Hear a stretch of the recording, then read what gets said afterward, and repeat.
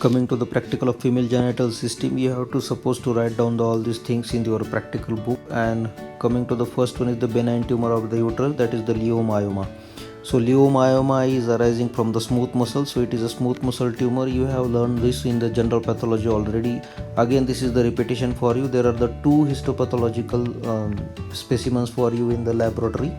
One is this one. This is the gross with the wet mount formalin preserved specimen of the uterus, and it's showing the fibroid, which is outside the uterus now, and already cut the uterus and stitched it back.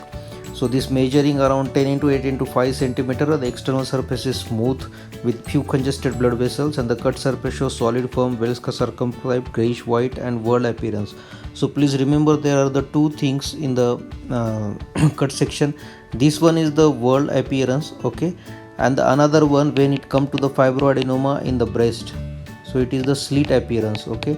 So these are the two things you should remember. When it is a slit appearance, it is in the breast, whereas in the whorl appearance, it is in the fibroid in the uterus.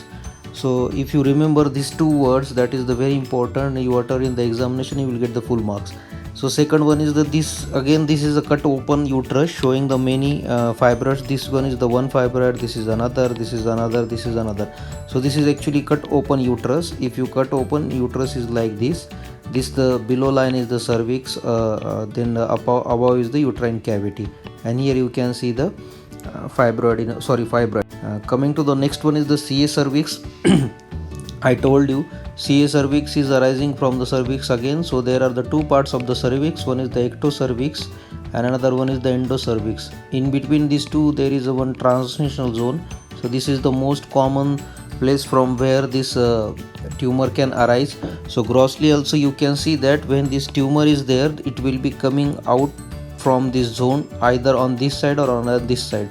So basically most of the time it will go to the nearest part, it will come to the external zone of the cervix. So this is formalin wet mount specimen of the uterus with cervix and the bilateral adductor, totally measuring around 11 into 8 into 4 centimeter, and the cervix shows large exophytic or cauliflower like growth.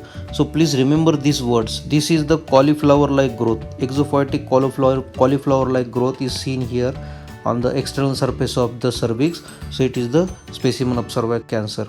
Coming to the serous cystadenoma of ovary, there are the two specimens in the ovary. One is the serous cystadenoma, another one is serous cystadenocarcinoma.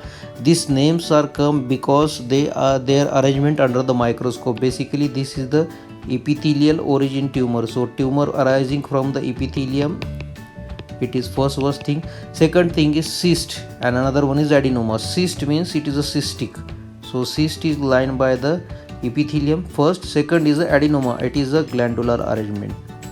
So cystic and glandular arrangement of the tumor under the microscope, so it is the serous cystadenoma.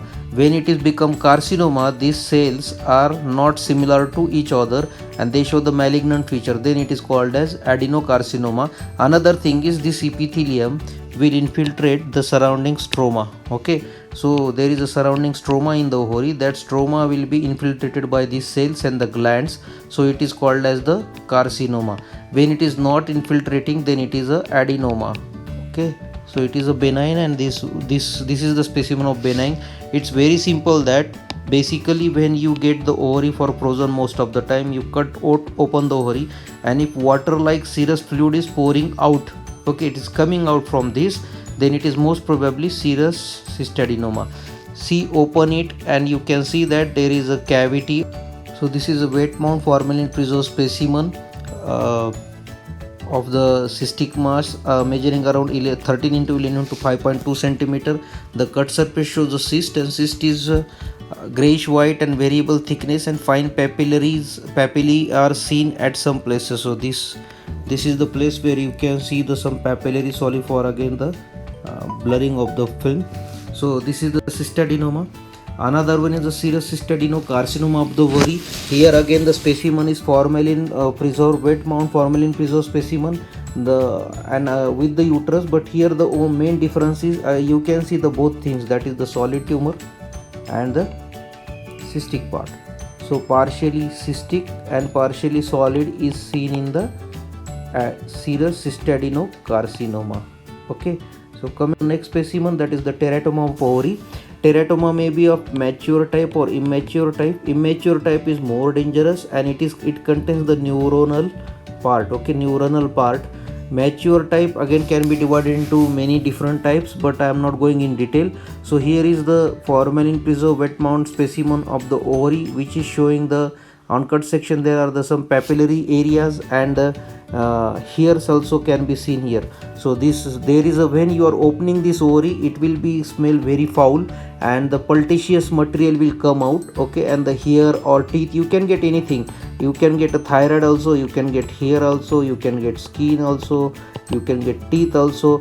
So anything coming or covering our body, that is the external surface, actually coming from the ectodermal element, so that all ectodermal element can be seen inside this ovary, and this is called as the teratoma. So this is a formalin preserved specimen of the ovary, measuring around 5 into 2 into 3 centimeter, showing papillary solid areas and the hair. So this is the specimen of the teratoma. Thank you.